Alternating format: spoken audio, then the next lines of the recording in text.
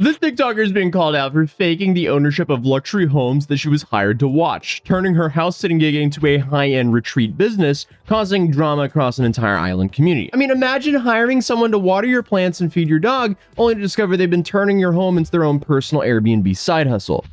That's confusing. It feels like every other week there's some new influencer faking their own reality. This time, however, instead of just posting old photos to fake a vacation, this woman is allegedly faking a real estate empire. So meet Kylie Swanson, who presents herself on social media as a Connecticut housewife and has racked up about 90,000 followers on TikTok and 80,000 on Instagram by posting this curated domestic lifestyle content. She's a 36-year-old woman from Norman, Oklahoma, and she grew up in a pretty typical middle-class family. Her dad owned a car dealership while her mom was a typical housewife. Kylie seemed to be on a pretty straightforward path throughout most of her life. She got married in 2011, had a kid in 2016, and like her mother, became a stay-at-home mom. But then 2020 happened, and like many people, Kylie and her husband started questioning a lot of things. And that is when they decided to change their lifestyle completely and start traveling the world with their son. So by 2021, they made an even bigger decision. They sold almost everything they owned and hit the road, literally driving across the country and hoped to figure out where they wanted to settle down. Except they never really settled anywhere. Instead, Kylie discovered a world of house-sitting websites where people were in need of someone to just watch their pets and keep their properties safe while they're away. And I guess for someone trying to live this nomadic lifestyle, it seemed perfect. Free places to stay in exchange for taking care of someone's animals and home. So she then started documenting all of this on social media, and due to the interest surrounding this line of work, her following began to grow. The content was then a mix of travel, domestic life, and aspirational living that resonated with a lot of people. Her bio on Substack read, "Martha Stewart if she lived out of a suitcase." So through various house-sitting websites, Kylie found temporary jobs all over the place, and each location provided the perfect backdrop for content that looked like she was living this incredibly luxurious lifestyle. And technically, she was, just not in the way that most people thought she was actually living. And to be fair, she's been pretty upfront about her house sitting in some of her videos, explaining that she doesn't own any of these homes, and she's been pretty upfront about explaining her nomadic lifestyle that she's been living for a few years. And according to a recent interview, she claimed that the homeowners had always given her permission to film. Apparently that wasn't the case though. Something I'm asked all the time is where I find rentals like this one, and in this video, I'm going to spill all of my secrets. This cute little house I found in Montana off Zillow, and don't sleep literally on that app. You can add filters like fully furnished. We obviously need that since we own no real furniture. My next tip is called Trusted House Sitters. Trusted House Sitters is a subscription-based website where you can find gorgeous luxury homes for people who are looking for house sitters or pet sitters. Because everything changed when Kylie took a Christmas house sitting gig in Nantucket, a quaint little island off the coast of Massachusetts packed with a classic New England charm,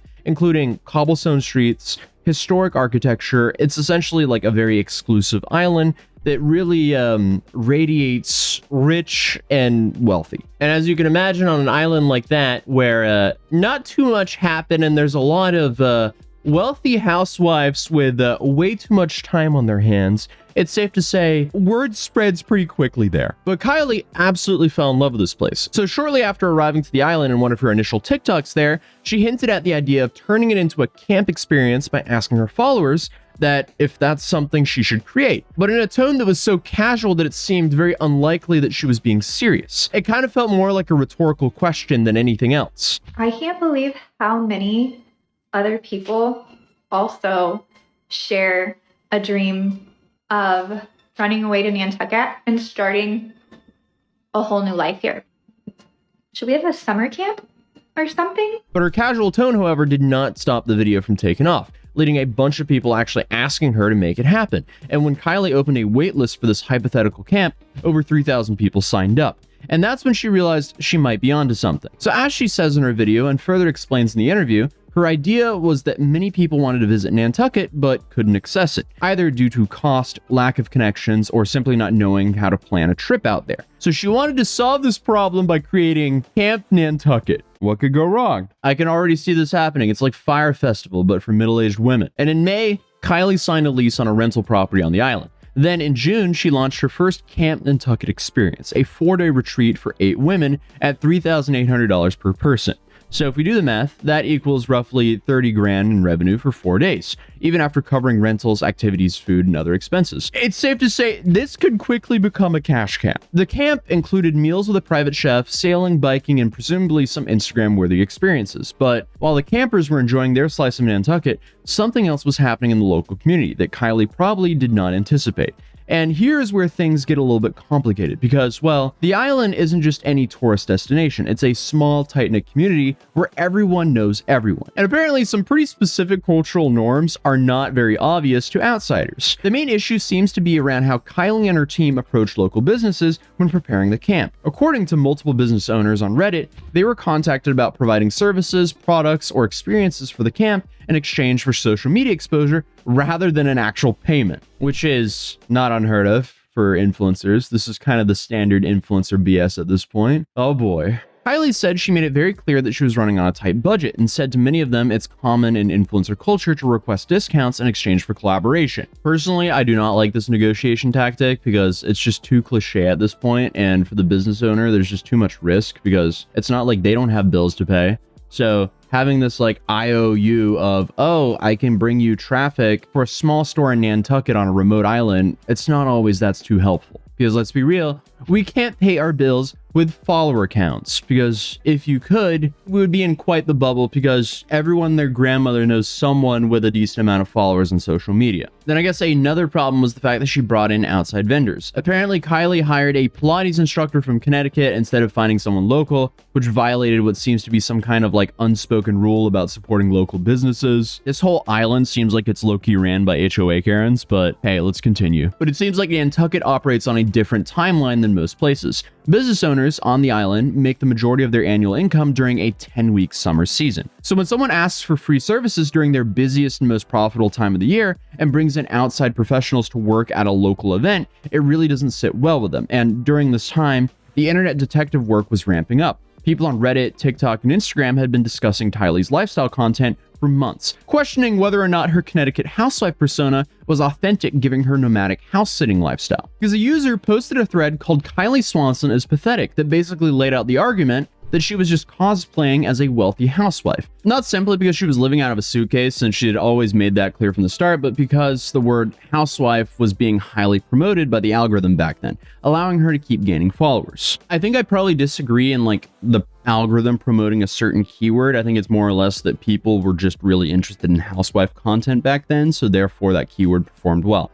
Same outcome, different reasoning. Either way, I feel like that's nitpicking a little bit, but things escalated even more when an anonymous Instagram account called the Nantucket Brief popped up in June specifically to call out Kylie and document the Camp Nantucket situation. The account posted slides with captions like, "A small business owner shares her Camp Nantucket experience," and described documenting instances where individuals request complimentary services from small local businesses, bypass regulatory permit processes, and utilize a community as a backdrop for personal gain. So it's safe to say the girlies on Nantucket are not happy about this. They've had enough. But the account has since been deleted, and it stirred up a whole lot of controversy while it was still active. And because of this, some TikTok users also started making content about the situation, including slideshows and videos breaking down what they saw as problematic about her business model and her approach. On Reddit, a business owner later identified as Peyton Triglaff, who runs an online boutique, says she sent about $400 worth of products to Camp Nantucket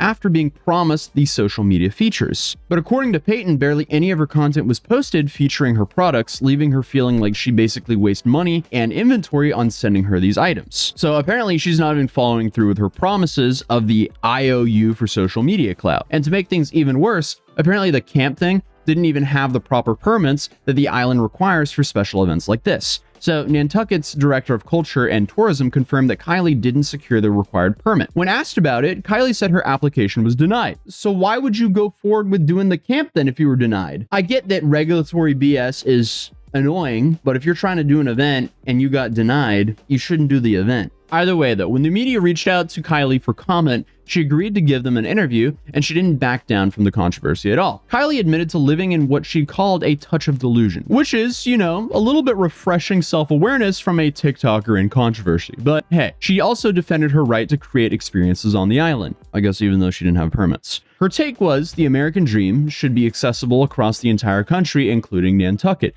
and that there shouldn't be a price of admission to experience beautiful places. And I mean, hey, I guess that would be a half-decent argument if she wasn't charging $3,800 per person for a 4-day experience. That's almost $1,000 a day. At that price point, one would think that the permits would be in place. But hey, I digress. So regarding the business disputes, she also said that she talked to local businesses. Many of them seem more interested in pitching their services than actually working within her budget constraints. And honestly, if your budget constraints are requesting free services, that should pretty much be expected. But now, she's also continued posting her regular lifestyle content without directly addressing most of the specific allegations, though she did hint at hiring a private investigator to look into the smear campaign that was ran against her. In a recent post, she showed herself working at a desk with the text saying that it doesn't let her bother her when people choose to misunderstand her. As long as she knows who she is and that her intentions are good, she's fine. And honestly, ma'am, you're the one who promised businesses in their high season that they would get some attention on social media if they gave you some products, and you didn't follow through on that, so that's on you. She's also being a part of gatekeeping the Nantucket experience by charging $3,800 for 4 days, but also complaining about the other Nantucket gatekeepers. So it's a little bit like that Spider-Man meme where he's pointing at Spider-Man here. So I don't really sympathize for this woman. But despite all of this controversy,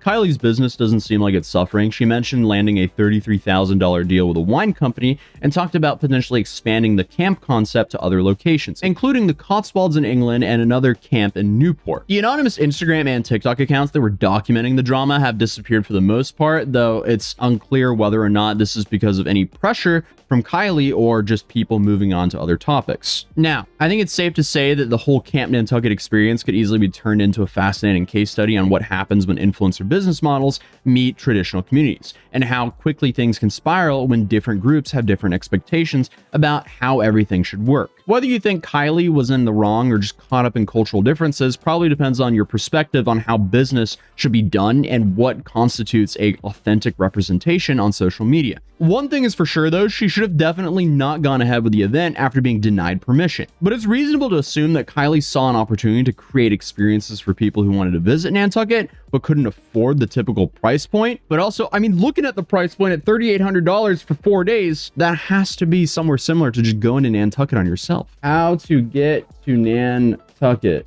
from, let's say, New York City. Hey, you take the ferry. Well, obviously you have to stay there. Okay, wait, hotels.